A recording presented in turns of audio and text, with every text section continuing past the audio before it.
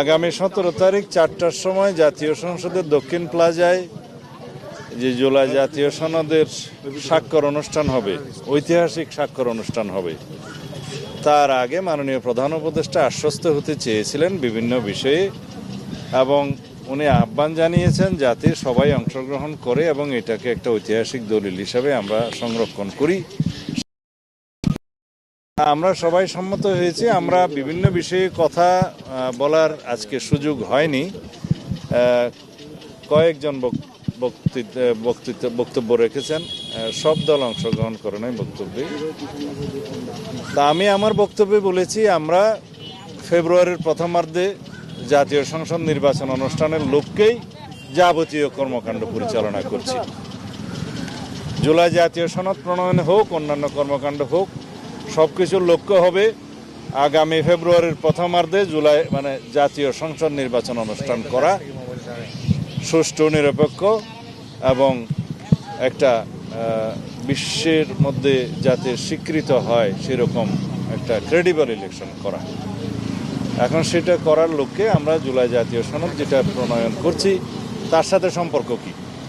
আমি মনে করি জুলাই জাতীয় সনদের সাথে নির্বাচন অনুষ্ঠানের কোনো সম্পর্ক নাই। এই সংস্কার সারা জাতি চায়, আমরাও চাই। এই সংস্কার যেই দলই ক্ষমতায় আসুক বা জাতীয় সংসদে যারাই মেজরিটি পাক তাদেরকে এটা বাস্তবায়ন করতেই হবে। গণভোটের কথা আমরা বলেছি, সেই গণভোট যাতে জনগণের পক্ষ থেকে একটা সার্বভৌম এখতিয়ারের যাতে কর্তৃত্ব প্রদান করা হয়, যাতে সেটা ম্যান্ডেটরি হয় জাতীয় সংসদের উপরে, সমস্ত সংসদ সদস্যদের উপরে, যাতে এই সংস্কারগুলো যেগুলো জনগণ পক্ষে রায় দিবে সেটা যেন গ্রহণ করি। কথা থাকলো জুলাই জাতীয় সনদে কি কোনো প্রশ্ন থাকবে? গণভোটের ব্যাপারে একটাই প্রশ্ন থাকতে হবে, আমরা জুলাই জাতীয় সনদ সবাই স্বাক্ষর করব। যে সমস্ত বিষয়ে ভিন্ন মত আছে, নোট অফ ডিসেন্ট আছে, এগুলো একদম পরিষ্কারভাবে দফাওয়ারি উল্লেখ থাকবে কি কি বিষয়ে কিভাবে নোট অফ ডিসেন্ট আছে। কারণ নোট অফ ডিসেন্ট দেওয়ার এখতিয়ারের জন্যই তো আমরা ঐকমত্য কমিশনে আলাপ আলোচনা করেছি। যদি তা না হতো তাহলে ঐকমত্য কমিশন যদি আমাদেরকে প্রস্তাব দিত, সেই সকল প্রস্তাবে যদি সবাই একমত হয়ে যেত, তাহলে তো আলোচনার কোনো প্রয়োজন ছিল না।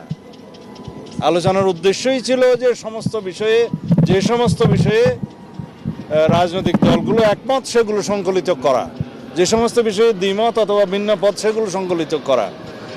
এখন আমাদের সিদ্ধান্ত হয়েছে জুলাই জাতীয় সনদ স্বাক্ষরিত হবে উইথ নোট অফ ডিসেন্ট, যে সমস্ত বিষয়ে ভিন্ন মত আছে সেগুলো স্পষ্ট করে উল্লেখ করা সহ।